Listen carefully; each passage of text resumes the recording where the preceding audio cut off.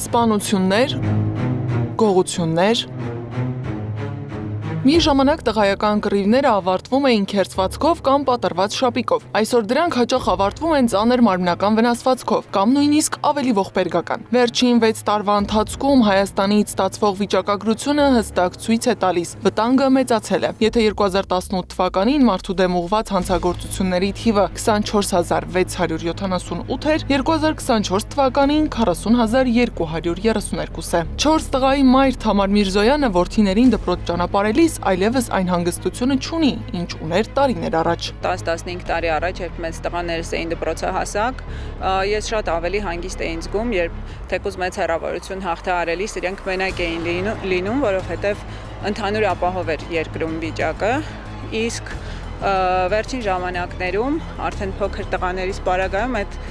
հանգստությունը չունեմ, մտավախություններ ունեմ, որ հանցագործությունների թիվն է աճել, օտարազգիներն են շատ այստեղ կասկածելի տվյալներով, այսպես ասեմ, վստահ չեմ ազգային անվտանգության համակարգի վրա։